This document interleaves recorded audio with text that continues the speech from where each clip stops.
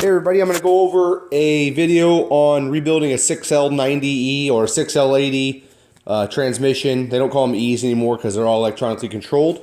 But I'm not going to show you the teardown because there's a video out there that's really well done showing you the teardown, but there's nothing on the rebuild process. This is a pretty straightforward, pretty simple transmission.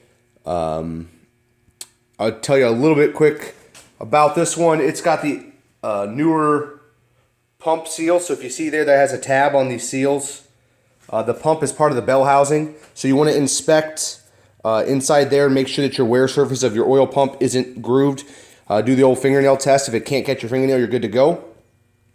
I did the upgraded pressure spring and then control valve upgrade. So if I don't have this apart, I'm not going to take it back apart. But you take this apart, you push in your cylinder A here, you push it in a little bit and grab a magnet. There is a pin right here. The pin will pull out, then you can pull this end cap out. And then I replaced this valve. This is the valve that's in there. I had the Transgo kit in my rebuild kit that I bought. I got it on eBay, like $950, $930 for the heavy duty high horsepower rebuild kit. It comes with the red clutch packs, which I have installed here, and new steels. It also comes with a Sony 456 clutch apply piston. When you're doing this, guys, that is in your smaller drum here. This is your 456 clutch pack.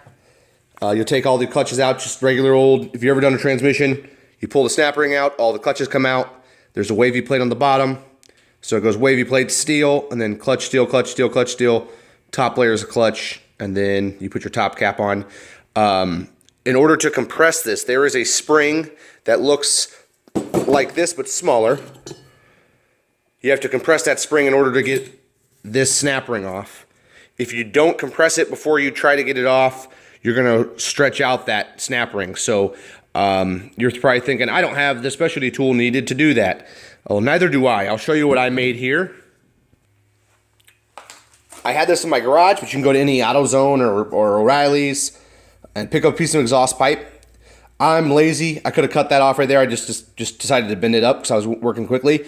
And then I have a press here. You could figure out some way to get a mechanical advantage. You don't have to have a press, but it does really help. I was able to put that shaft down through my hole.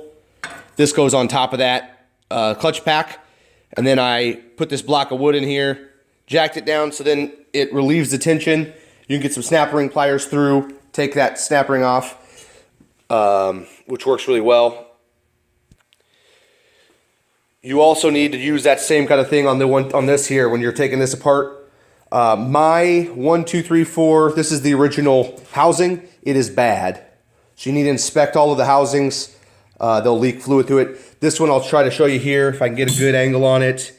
If you see right there, there's a hole. It's really hard to see there, sorry, but yeah, there you go. It's not too bad. But in one of these little galleys, I found a chunk of metal. I'm like, where'd that come from? So I looked a little harder and found that was broken there. So I needed to replace this whole assembly. Chevy sells this. I'll try to put in below in the video the part number, but it comes everything loaded. It also comes with this piece here that everyone says breaks all the time or cracks. Mine's fine, so I'm gonna keep this for like another rebuild later on, or worst case I could sell it on eBay because I know these things are not cheap. That aluminum machines takes a lot, but you basically that's what this spring's from this old one. So it kind of showed you guys what you're doing. The nice thing with that's a collector off of like a header. It fit right into this groove. It was kind of just lucky I had it laying around the garage. Also, another thing on mine, the bushing that goes in here, this was all boogered up, so I had to order a bushing kit. So I can't go back together. See here. That section, the other sections on the side was for me hitting it out, but that middle section right there where my finger's at, that was like that. So I'm gonna replace that. The bushing kit was $50, so with this whole assembly, they sold it with all the clutches, was listed like 375. I got it for $275 because I work in a dealership and get 25% off. Kind of nice. But like I was saying, he goes wavy plate, steel, clutch steel, clutch steel, clutch steel, all the way up. In the heavy duty rebuild kit, they give you an extra steel and an extra clutch plate. I'm not 100% sure. I would assume you take out the wavy plate and then add a steel and a clutch. But it seemed really tight when I had that in all of the clutch packs. And I don't really beat on my vehicles. I'm not going to be drag racing this car. You know, it's going to 6. I got a 6 liter with the sloppy stage 2 cam. So what I'm trying to build, I want it to last. You know, and it's going into 70 Monte Carlo. I'm not going to put a bunch of miles on it. So hopefully this will work. But you may comment below and see. I'm assuming that's what you do. You take the wavy plate out, use an extra steel clutch, and that'll take up the gap. It just, when I got in here, some of them I couldn't even get in there. But on all of those, I have the manual printed out. So I had my gaps, how much I needed to have clearance-wise. Another thing they say to check, there is Planetary Gears in this.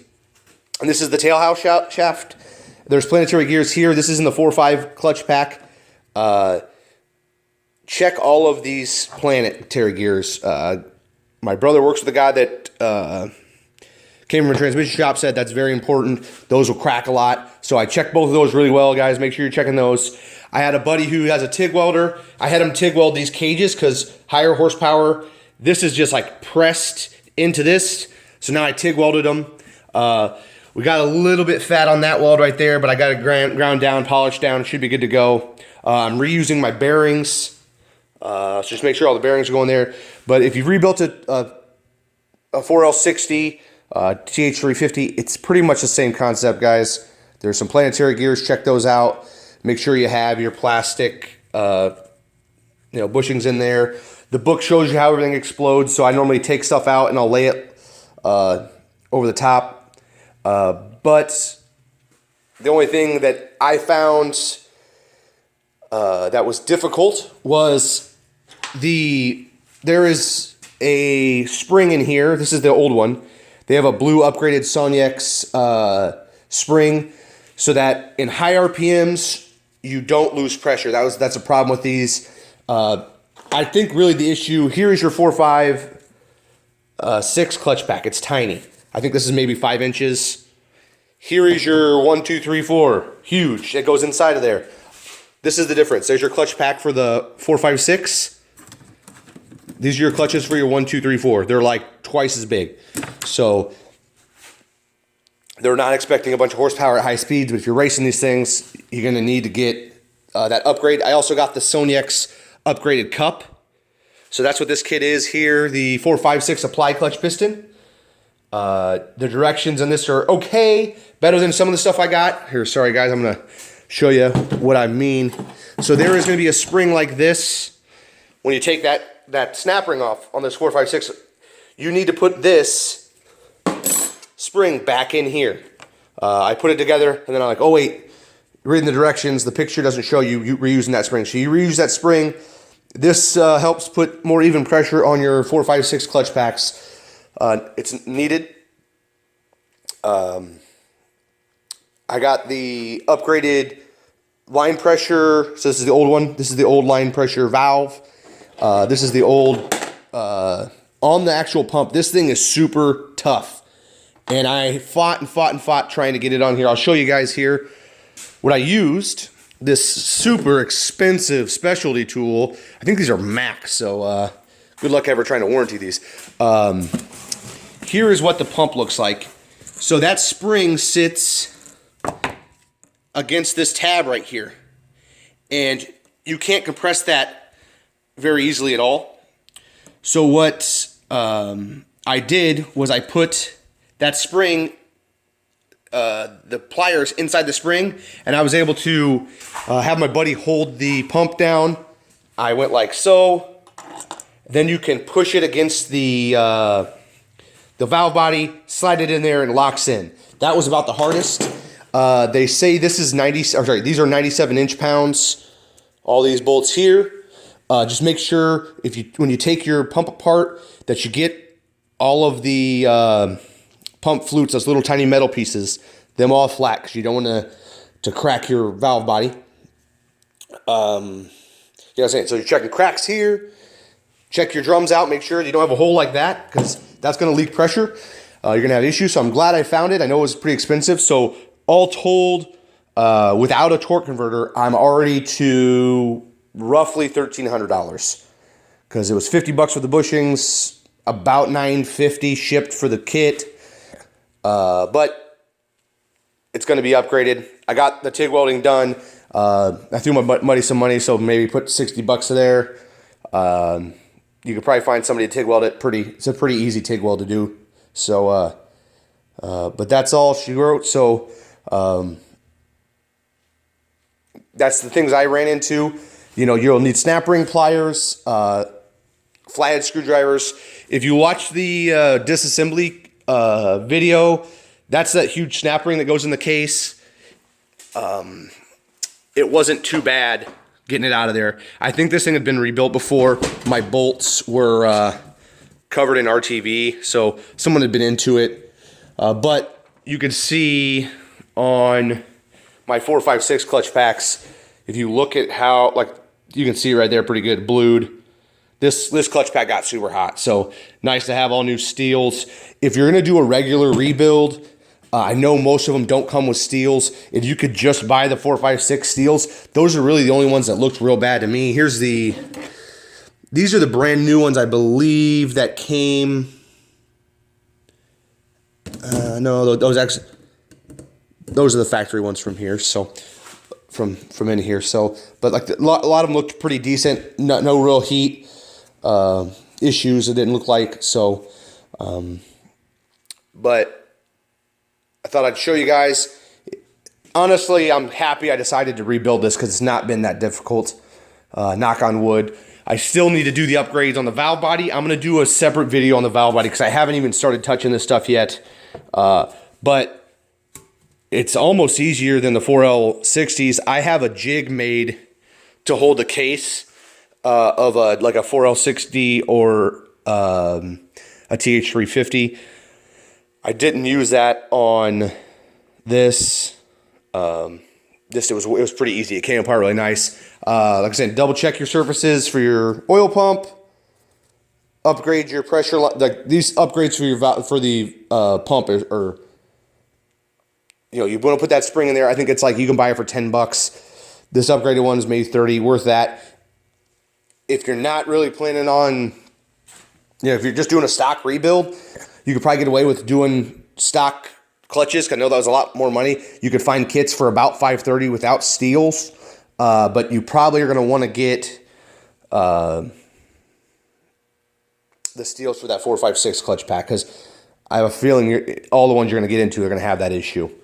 But besides that, I don't really have much. If you guys have anything, comment below. Like I'm saying, I'm not a professional transmission rebuilder. I'm a hobby guy. I'm not sure, like I was saying, they gave you an extra steel and an extra clutch for each individual clutch pack that I couldn't get the clearances to be within what the book says. So maybe you would just take out that wavy plate. I'm not sure, but I'm not going to try it, because I don't want to smoke this thing. I already spent, like I was saying, I'm already $1,300 into it. I saw something online, a 278, I think it's 278 Circle D torque converter. They're around $650. They say it's like kind of a street strip application, not for huge horsepower. I am going to have a 6-liter with a sloppy stage 2 cam, so it could, you know, top, you know, in the high 400s. And plan on boosting it later on, but I figured I can always spend $1,000 or $1,100 on a torque converter later on, get it running this year. Well, guys, thanks for watching. If you have any questions, please comment below. Let me know. I hope this was helpful. I may do another video kind of just showing it, because I have all of the pieces built back together. Now all you're really doing is stacking it on the housing. That's pretty easy, guys. It's not something I have to show you to do.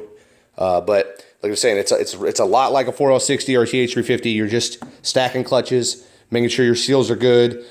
It's snap rings. It's, you know, pretty basic stuff. So, but if you just know where to look, Look at all your housings, make sure there's no holes in them or cracks. Check this guy out here, make sure that this apply piston doesn't have a crack in it, and you're good to go. So thanks for watching. T-tops off.